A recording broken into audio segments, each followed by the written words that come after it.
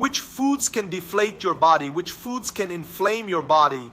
People always think of inflammation as something like, I have inflammation, it's red. No, inflammation is much more than that. But if you want to know which foods inflame and which deflate your body, start by giving us a like so we know you like our content and subscribing to our channel. As you well know, most of the videos on this channel come from suggestions from you, and the person who suggested this video here was Vera Leal from Pernambuco. Thanks, Vera. And it caught my attention when I started studying about it and saw various websites and calls on the internet talking about the actress Thais Araújo. Do you know Thais Araújo? Look at her picture there. That's right, several reports, websites, and articles saying that Thais Araújo maintains her physical shape with the anti-inflammatory diet. That's very curious. Do you want to understand what it is? If you know how to use this anti-inflammatory diet to your advantage, as well as losing weight, you'll avoid illness. But first of all, you have to understand what inflammation is, because on this channel, we don't just teach you tips and tricks, we explain how it happens. Inflammation is the body's natural response to aggression.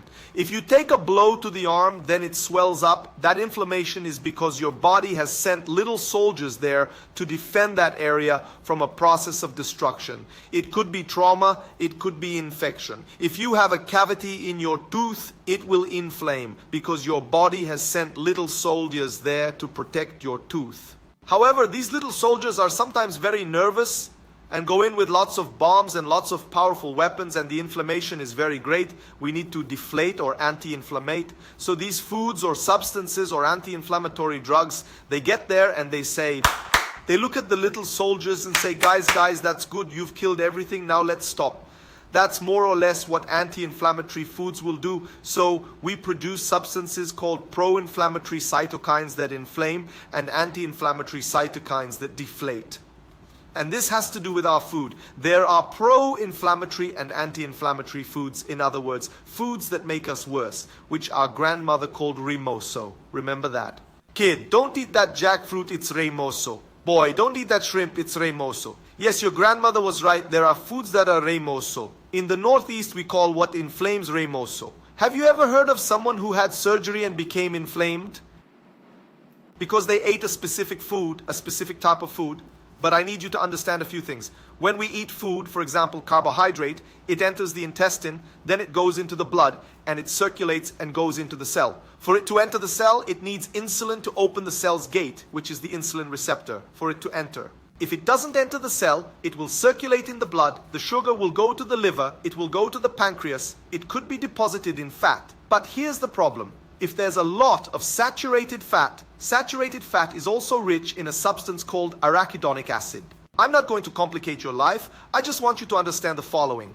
If there's a lot of arachidonic acid in our food, which are these inflammatory foods, this little gate will complicate its movement and will inflame the cell membrane. Imagine that the cell membrane is the membrane of an egg yolk, and it will inflame just as our body inflames. And these inflamed cells can't get the glucose into the cell, and it goes into our fat.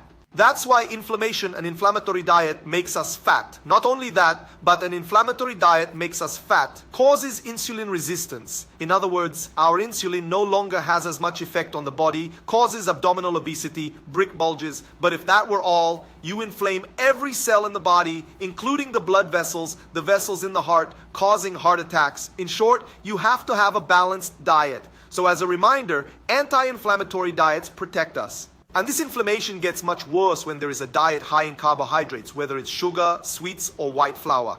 Enough now. Let's talk about inflammatory and anti-inflammatory foods. An inflammatory diet will worsen allergies, rhinitis, sinusitis, pharyngitis, bronchitis, asthma, allergies. It will worsen lupus, diabetes, arthritis, arthrosis, gout, elevated uric acid, colitis, piscorias, migraine, fibromyalgia. Not enough. Anti-inflammatories will help you with everything. If you want your body to inflame, write down the names of the foods. Milk, yes, milk. And derivatives, right? Cheese, butter, yogurt, all of it.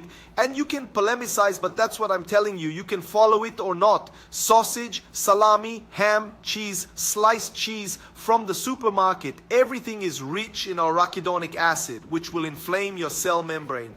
Chocolate, I'm not talking about dark chocolate above 85%. I'm talking about milk chocolate, white rice, jam, queen deem, brigadeiro, everything you like, right?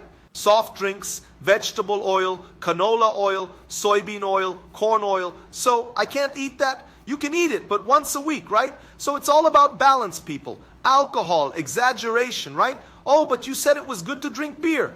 I said a maximum of 2 long necks a day. Preserved, industrialized foods, so balance in your diet. Now comes the good part, an anti-inflammatory diet. Write it down. Predominantly a diet rich in omega-3. When you say omega-3, what comes to mind? Sardines, salmon, tuna, herring, eggs, olive oil, linseed oil, coconut oil, whole grains such as quinoa, linseed, chia, gigilim, Brazil nuts, Sierra nuts. Do you know that one? Cashew nuts. Vegetables such as broccoli. Broccoli has a substance called indole-3-carbinol, which is even anti-breast cancer. That's right, cancer is an inflammatory disease if you don't know. Red cabbage, rich in anthocyanins. Avocado, which is rich in polyhydroxylated fatty acids. By the way, at the end, watch a video here about avocado, which is very good. Avocado specifically reduces inflammation in the joints.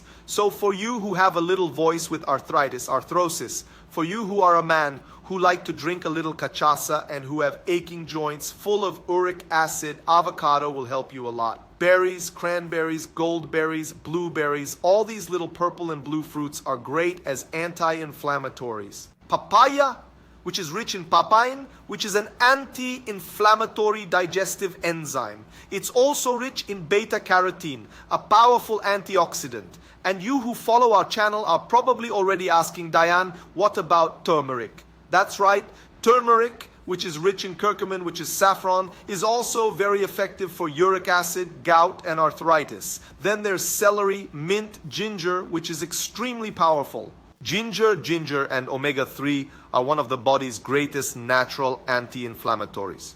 Basil, and you can also supplement with omega-3, okay?